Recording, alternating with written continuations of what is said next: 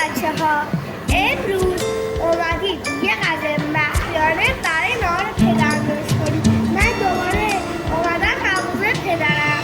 خب می‌خوایم آش رشته درست کنیم. اول رشته آش، سوپ سبزیجات و یک ملقه برای هم زدنش. اول ما در قابلم برمی داریم که بتونیم سوپ سبزیجات رو بریزیم.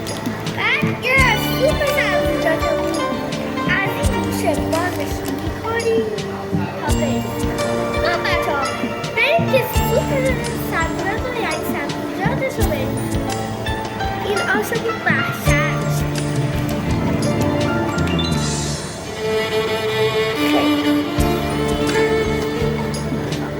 الان که همش بزنیم بریم سراغ رشته.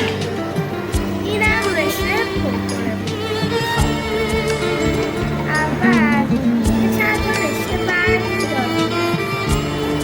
بعدش دونه دونه می‌ریزیم تو آشمون.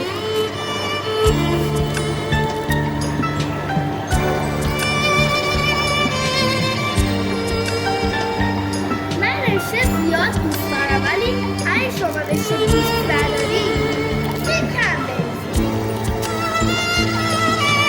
احتمالا از خودتون سوال کنید چیه که تو دنیا رشته دوست نداشته باشه.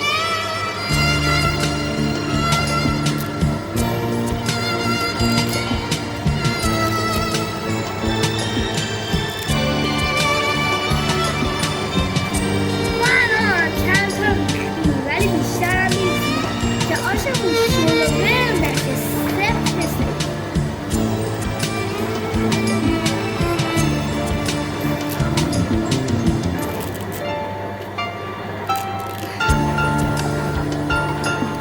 یه چند تا رشته دیگه بریزیم و بسته رشته‌مون.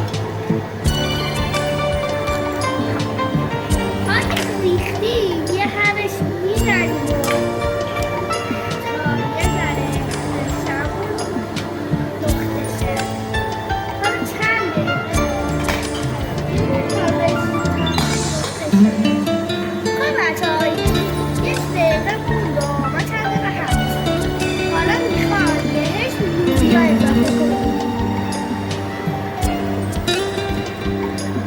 ما تو آشمون رو خود اضافه نمی‌کنیم، ولی لوبیا اضافه می‌کنیم.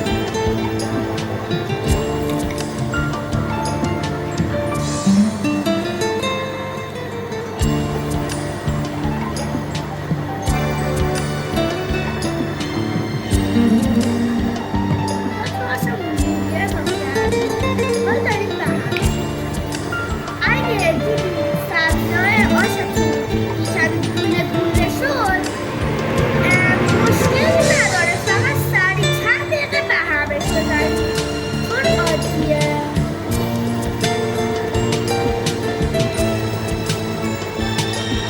تا لوبیاش و رشته‌هاش پخته میشه می‌کنه بهش روان. حالا درش رو می‌بندیم که دست بشه. خب بچه‌ها، بعد از چند دقیقه که بود هنوز که رشته لوبیاش پخته نشده، ولی چند دقیقه 10 دقیقه 20 دقیقه 30 دقیقه بود یه همش بزنیم. یادم همش بزنیم از سوپرایزیه برای پدرم. همونطور که اول ویدیو گفتم از سوپرایزی برای پدرمه. حالا چیزی نفهمه که من درست کردم. خب ما چند دقیقه همش میزنیم و رشته هاش هنوز پخته نشده. چند دقیقه صبر می‌کنیم تا پخته شه. خب بچه‌ها، رشته ما نرم شده ولی پخته نشده. لوبیاش هم پخته شده.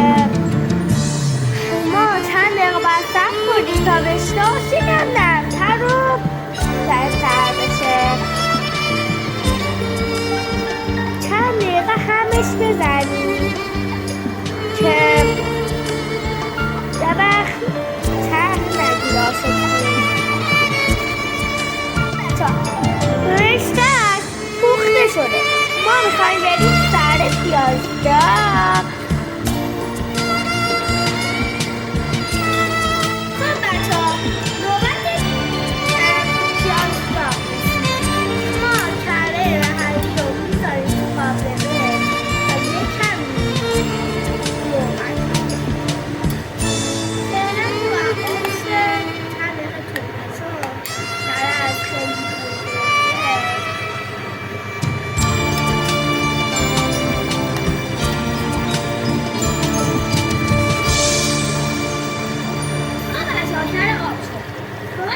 پیاز داغه که بریزیم توش.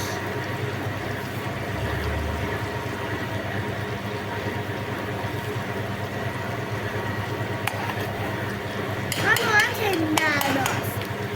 نه زعتون ببریم. بعد از نعنا بعد از زعتون نعناست.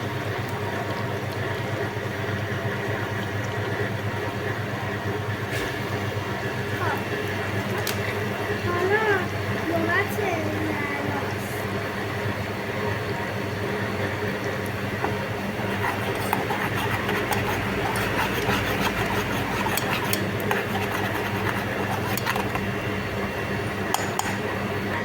خب بچه‌ها آشمون حاضر شد. به یاشی براش درست کردم. روش یه قدم روغنه. بابا نهار حاضره. بیا که نهارتو حاضر کردم.